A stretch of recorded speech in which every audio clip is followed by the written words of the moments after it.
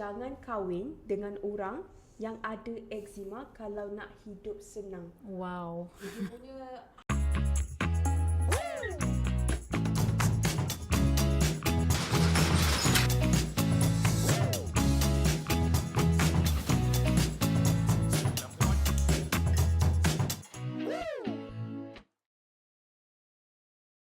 Hi, hello everyone. Welcome back to our podcast channel after our on call with Dr. Ari. Okay, saya Amira. Okay, bersama dengan saya the one and only Dr. Ari, doktor yang merawat pesakit kencing manis, okay, merawat obesiti serta pakar dalam nutrisi pemakanan. Alright, okay. Tapi topik kita hari ni lain sikit actually, doktor. I tahu previous topik kita banyak kita bercerita berkenaan diabetes, penjagaan pemakanan, wound care dan macam-macam lagi. Alright? Tapi doktor ada tak merawat pesakit yang mengalami masalah kulit seperti eczema? Ada juga. Primary care kita memang cover masalah kulit sekali. Kalau dah sampai tahap yang severe, kita akan refer dia kepada pakar kulit. So in family medicine, primary care, which is my first studies, memang kita akan cover kulit juga. Alright, okay. So hari ni kita punya topik sangat fresh, okay. Topik yang baru. This one like macam introduction lah untuk eczema. Alright, so let's get started. Alright, doktor. Before kita go into deep about eczema, punca, cara tangani dan sebagainya, okay, saya nak tunjukkan satu hantaran yang related to eczema lah, okay. So, saya tak tahulah apa dia punya niat nak buat hantaran seperti ni. Okay, yang ni saya jumpa dekat thread. Okay, dia bagi tahu macam ni. Selain dari check HIV, korang kena check bakal pasangan korang ada eczema ataupun tak. Jangan kahwin dengan orang yang ada eczema kalau nak hidup senang. Wow. Dia punya ayat ni memang for me lah, bagi I memang sangat kejam. Okay, I can imagine someone who have eczema baca ni. Very painful, you know. So, doktor, apa pandangan doktor tentang hantaran ni dan juga okay, betul ke apa yang dimaksudkan? Kalau nak senang jangan kahwin dengan orang ada eczema. Kenapa? Susah ke? Okay. Firstly, yang salah dekat sini, very point blank, dia yang salah. Okay, orang yang buat that kind of statement. Dia yang sebenarnya red flag sangat. Mana kita tahu pasangan or anyone in our life now, keluarga ke atau orang yang kita kahwin ke, or if your friends ke, bila atau diri kita sendiri, your health might be perfect now.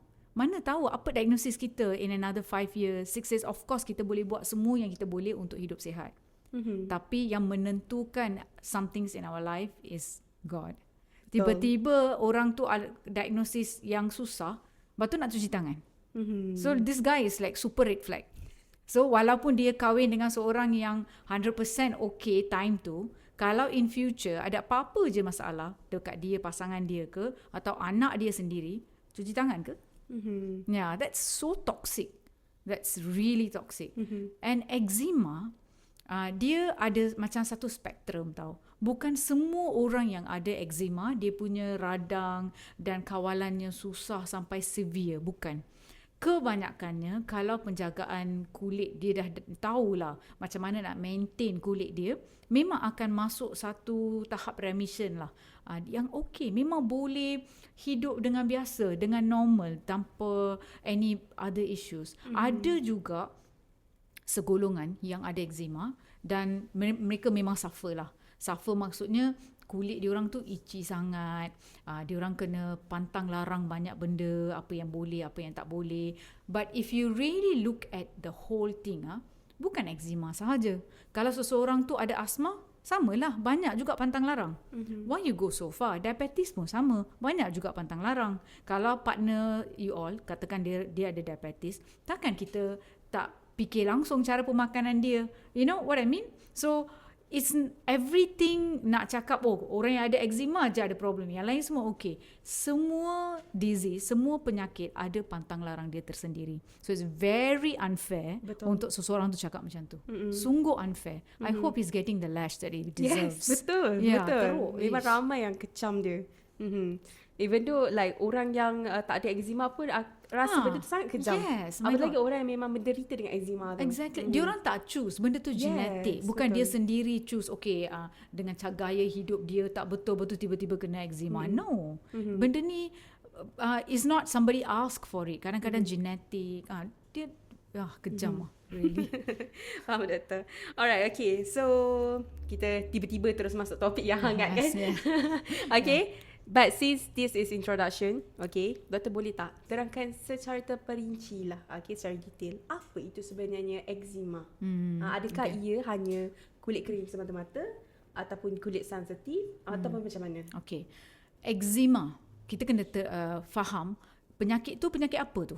Okay? Ramai tak faham. Sebab tu diorang masuk dalam satu kumpulan di mana penjagaan kulit tu tak optimum. Mereka yang menderita sebenarnya sebab tak faham apa penyakit dan apa penyelesaian dia. Okay? Eczema bukan semata-mata kulit kering. Eczema bukan semata-mata alergi. Okay? If you see banyak products yang diorang pilih atau seller-seller yang bagi untuk try untuk eczema. Okay? They will sell things yang untuk kulit kering sangat bagus, so eczema pun sangat bagus. No. Apa yang perlu untuk eczema is totally different. Eczema ni adalah satu condition chronic inflammation tau. Radang dekat kulit tu akan lebih daripada apa yang sepatutnya. Okay, so let's say ada satu trigger dekat situ lah. Trigger tu boleh jadi apa pun. Boleh sebab stres atau sweating atau kena pollen, animal dander, apa je yang dia tak boleh nak sensitif kat dia lah. So dia akan start radang tu kan. Radang tu akan berterusan dan untuk magnitude yang besar. Okay, sepatutnya radang tu tak perlu pun sampai macam tu. Tapi sebab dia ada eczema, radang tu akan, it's like a fire on your skin. It goes on and on tau. Okay, so benda ni sebab apa orang tu boleh kena eczema? Banyak sebab. Dia bukan satu, dia multifactorial. Okay, satu genetik. Okay, genetik maksudnya katakan ibu ayah, somebody ada asma ke, resdung ke, eczema ke, benda tu boleh jadi kat anak-anak. So tak semestinya mak dia ada asma, dia pun kena asma, tak. Mungkin mak dia ada asma tapi dia kena eczema. So dia ada a group of, yes, we call it atopy. Yes, a group of disease. So boleh je dia macam genetically passed down. Yes. So dia macam okay, pick your weapon macam tu. Yeah, sadly yeah. Okay, so tapi yang tu pun ada banyak jenis eczema. Bila kita in terms kita cakap eczema, kita biasanya cakap mengenai atopic dermatitis. Okay, eczema ni banyak jenis sebenarnya. Okay. Pernah tengok tak orang dekat tangan dia boleh ada macam bintik-bintik air yang gatal sangat. Yang tu dyshydrotic eczema. Okay, and these are the different kind of eczema that can happen lah. Banyak seborrheic eczema ada, stasis dermatitis ada, banyak jenis. Okay, so as a doctor, bila kita jumpa patient and kita dah tahu okay, diorang ni ada eczema, so kita cuba classify mana satu eczema mereka. Tapi the blanket rule lebih kurang sama. Blanket rule maksudnya seorang yang ada eczema mesti kena ada pantang larang dia, yang tu memang maintenance basic. Kalau tak ada tu, walaupun benda tu nampak alah remehnya, simple, tapi that is the key. Kalau boleh buat benda tu every single day without miss, kita boleh jaga kulit. Maksudnya buat apa single day tu, every single day? Okay, simple lah. Mandi firstly. Tak boleh lama sangat. Short baths, normally about 3 to 5 minutes. Itu je lah, 5 minutes tu lepas mandi keluar.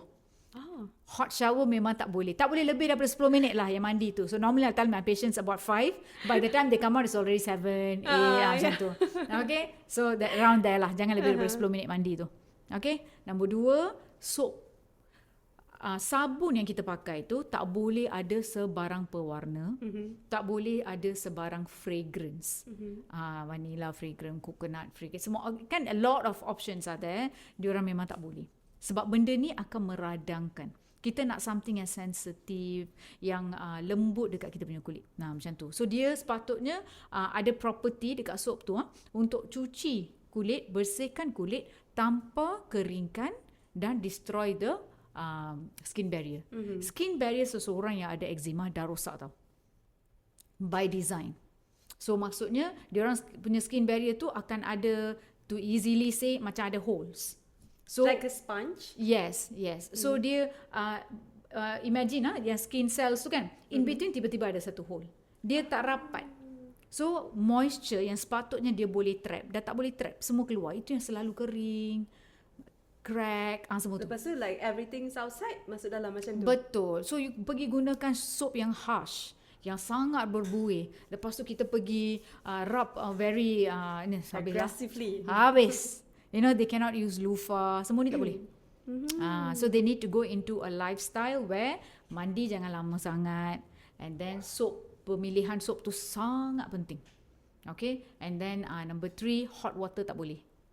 Okay, room temperature boleh. And then after keluar bilik mandi, we have a 3-minute rule.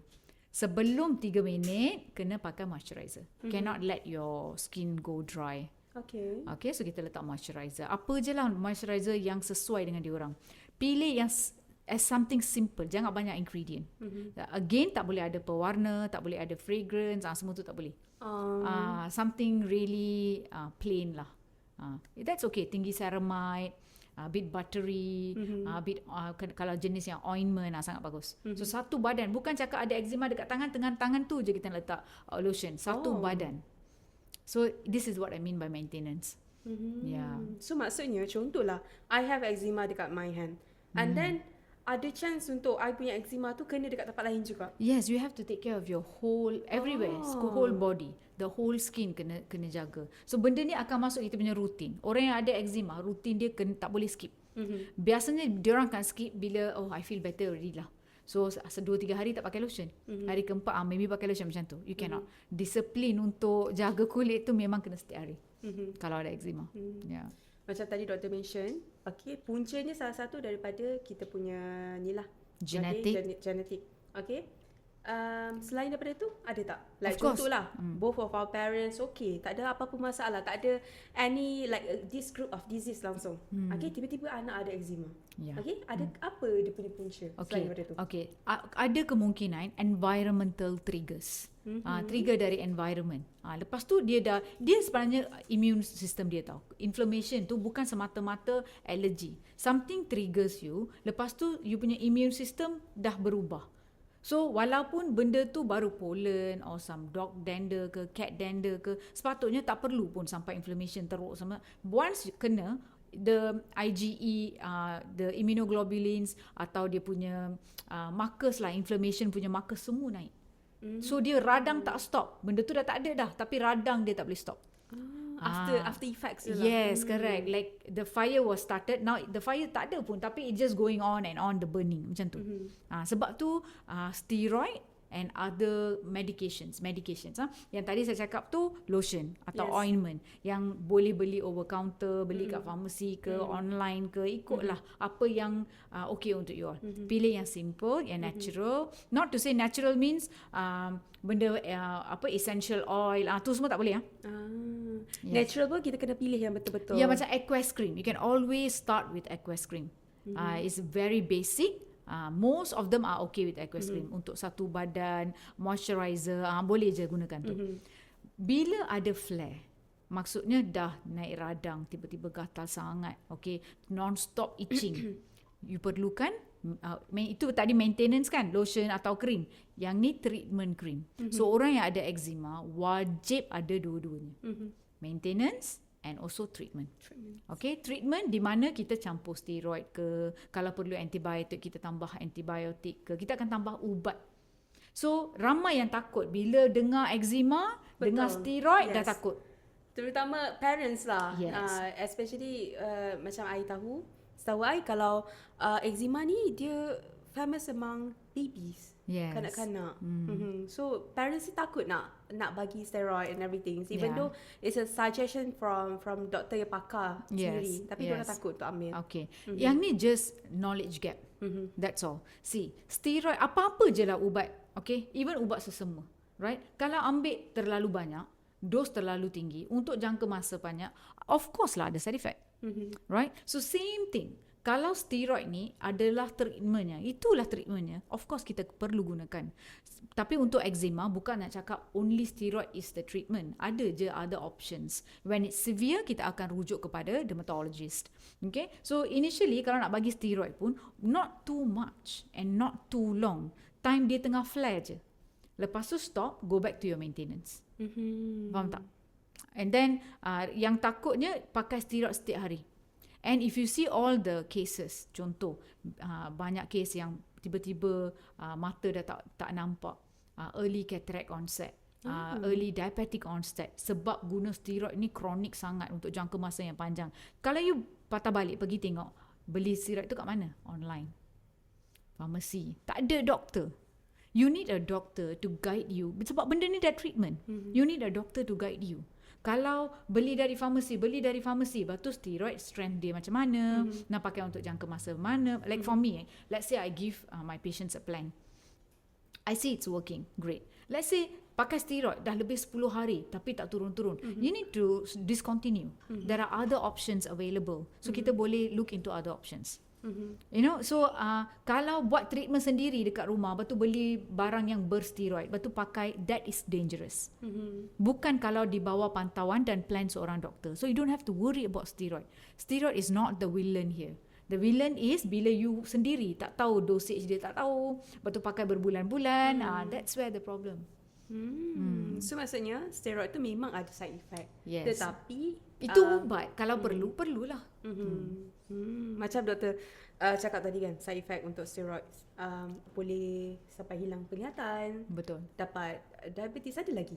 Ada, dia boleh rosakkan. See, initially, let's say orang tu ada eczema kan. But tu I had so many cases like this in the clinic.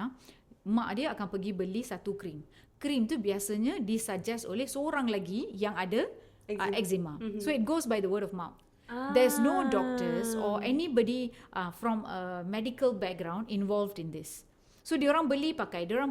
Sekarang steroid is powerful, of course. Kita pakai sekejap, keesokan harinya dah okey. Wah, so good krim ni. Tapi kadang-kadang krim tu tak boleh baca pun dia punya ni. Diorang beli online. Sometimes it's not even from our country. It's from another country. Yes, betul. Okay, they buy it from TikTok, Shopee, Lazada, a lot of you know. And bila dia bawa, inilah krim yang saya pakai, one word also cannot read. Yeah. You know what I mean? Betul. So even I you know, how sure are you benda tu tak steroid? Even actually my family pun pernah terpengaruh macam tu tau. See, sebab orang yang nak cakap tu convincing sangat. Yes. Okay, they will be like, oh, saya dah pakai ni, kulit saya dah clean. Of course, sebab steroid is very powerful. So, you continuously, katakan setiap hari kita pakai. Orang tu tak tahu benda tu steroid. So, dia guna je every day. Now, one day it will stop working. Bukan saja stop working, dia dah make your skin tu terlalu thin. So, skin tu dah rosak. Okay, there's something called topical steroid withdrawal syndrome.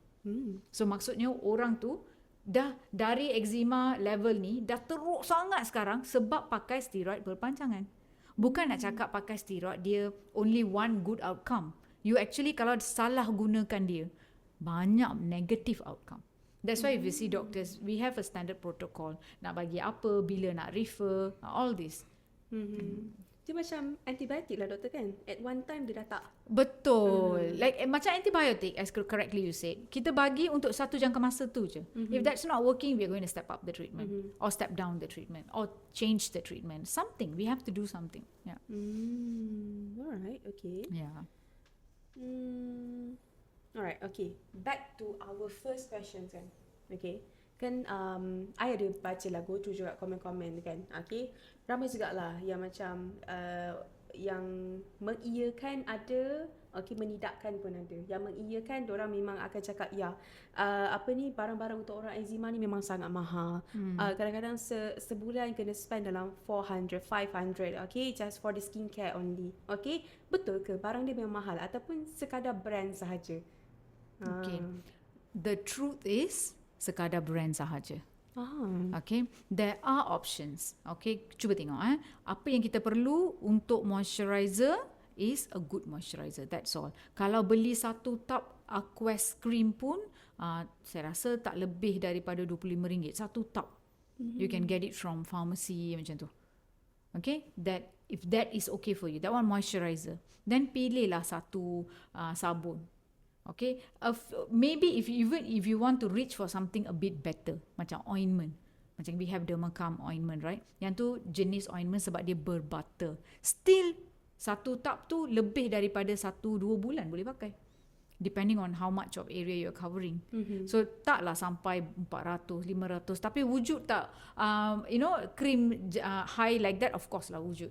Lebih kepada jenama dia. Sabun pun sama, RM40 pun ada. Okay, ada sampai RM200 pun ada. So you have to